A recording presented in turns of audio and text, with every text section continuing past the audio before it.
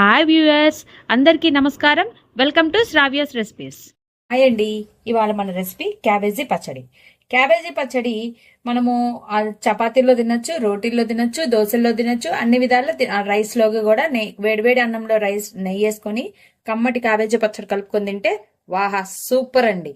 ఇప్పుడు అయితే దీనికి కావాల్సిన పదార్థాలు: క్యాబేజీ ఇలా తరుక్కొని పక్కన ఉంచుకోండి, వెల్లుల్లి రెమ్మలు, జీలకర్ర, కారం, ఇంగువ, తాలింపు గింజలు 2 ఎండుమిర్చి, నిమ్మకాయ, ఉప్పు, ఇక కరివేపాకు. ఇక ప్రాసెస్ స్టార్ట్ చేద్దామా? ఇప్పుడు ఒక జార్ తీసుకోండి. జార్లో మనం తరుక్కున్న క్యాబేజ్ వేసుకోండి. క్యాబేజీని సన్నగా తరుక్కుంటాం కదండి, అట్లా తీసుకొని వేసుకోండి. దీంట్లో వేసుకొని తర్వాత జీలకర్ర వేసుకోండి. జీలకర్ర, వెల్లుల్లి రెమ్మలు, నేను ఒక 5 వెల్లుల్లి రెమ్మలు వేసానండి.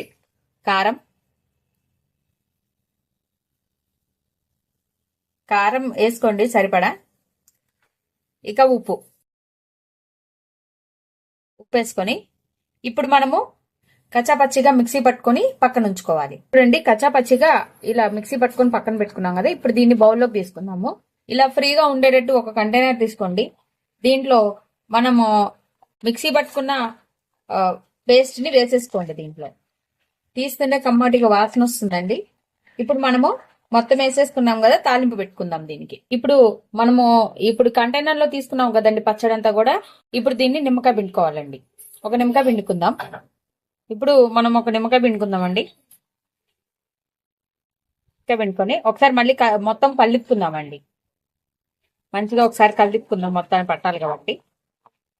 ఇప్పుడు నిమ్మకాయ పిండుకున్న తర్వాత ఇప్పుడు తాలింపు పెట్టుకోవాలండి. మనం తాలింపు పెట్టుకొని దీంట్లో వేసుకుందాం.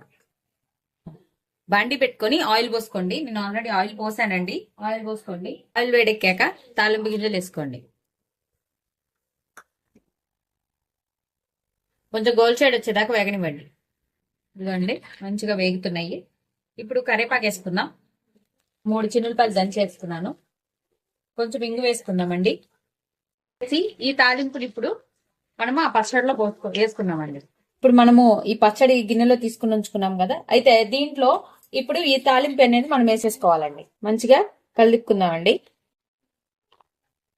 కమ్మటి క్యాబేజీ పచ్చడి రెడీ అయిపోయింది. ఈ క్యాబేజీ పచ్చడి మనము ఓన్లీ రైస్ లోనే కాదండి, రోటీలో నంచుకోవచ్చు, చపాతీలో నంచుకోవచ్చు, దోశల్లో తినొచ్చు. అన్ని విధాలా చాలా బాగుంటుందండి పచ్చడి. అంటే ఈ వీడియో కనుక మీకు నచ్చినట్లయితే ప్లీజ్ లైక్ చేసి, షేర్ చేసి, సబ్స్క్రైబ్ చేసుకోండి. Thank you for watching Sravya's recipes.